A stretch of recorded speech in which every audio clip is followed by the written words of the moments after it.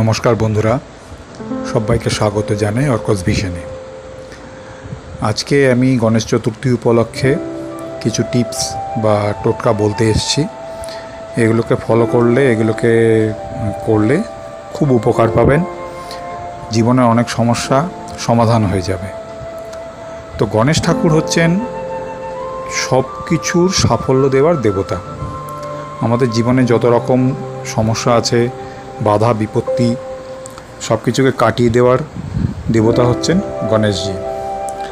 যাদের গ্রহচকে রাহু নিচস্থ বা রাহুর সমস্যা রয়েছে, তারা নিয়মিত গণেশ পুজো করুন।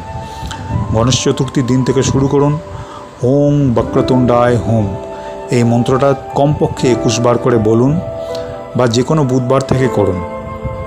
প্রতিদিন যদি করতে পারেন খুব ভালো। বিশেষ কিছু করতে হবে না, একটু দুব্য ঘাস, গণেশজির খুব প্রিয়, একটু দুব্য ঘাস, একটু ফুল দিয়ে ওনাকে রোজ পুজো দিলেই হবে। এই পুজোটা করলে কি হবে, যাদের রাহু নিচস্থ, প্রতিটা কাজে যাদের প্রতি মুহূর্তে বাধা আসে, বিভিন্ন রকম সমস্যার মুখোমুখি হন, তাদের কিন্তু এই সমস্যাটা কেটে যাবে। গণেশ ঠাকুরের সমস্ত শরীর হচ্ছে এক একটা সাফল্য, এক একটা সমস্যা থেকে মুক্ত হওয়ার এক একটা জায়গা।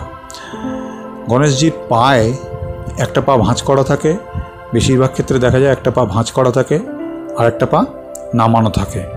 তো যে পাটা নামানো আছে, যদি গণেশজির সেই পায়ে দুর্বটা ছুঁয়ে সেই দুর্ব জলে ভিজিয়ে রোজ জল খান, তাহলে জেনে রাখুন যে আপনার রোগ ভোগের উপশম হবে।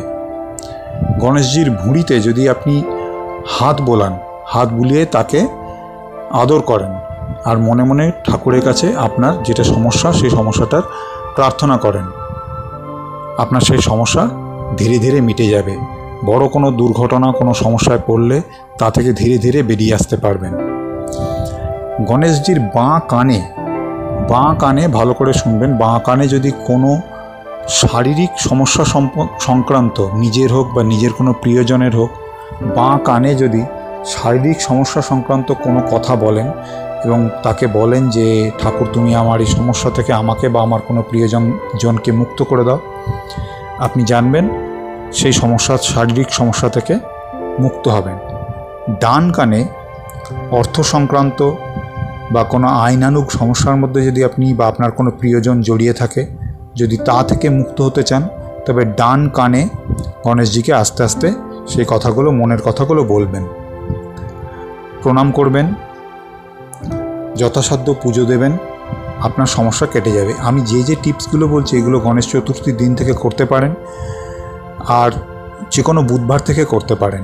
তবে যেদিনই করবেন, কানে কানে যে সমস্যার কথাটা বলবেন তা কমপক্ষে অবিরতভাবে কমপক্ষে 21 দিন আপনাকে বলতে হবে। বা যদি সমস্যা না কাটে আরও আপনি বেশি দিন বলতে পারেন, কিন্তু কমপক্ষে 21 দিন আপনাকে বলতেই হবে, তবে কি সেই সমস্যা ফলপ্রসূ হবে। গণেশজির ভুঁড়িতে হাত বুলিয়ে যদি কোনো সমস্যার কথা বলেন, সেটাও এরকমভাবে 21 দিন বলবেন।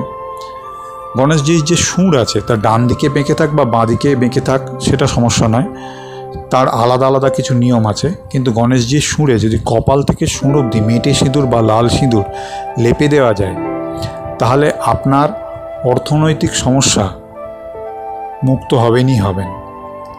তো বন্ধুরা, গণেশ চতুর্থী উপলক্ষে এই ছিল কিছু টিপস। আশা করি আপনাদের উপকার হবে। যদি এই উপকারগুলো পান বা যদি মনে হয় এই কথাগুলো লাভজনক আপনাদের ক্ষেত্রে, চ্যানেলটাকে সাবস্ক্রাইব করবেন, লাইক করবেন, শেয়ার করবেন, আর যদি আরও কিছু জানার থাকে কমেন্ট সেকশানে আমায় জানাবেন। ঠাকুরের আশীর্বাদ আমাদের জীবনে থাকুক। সবাই ভালো থাকুন। ওং বক্রতুণ্ডায় হোম।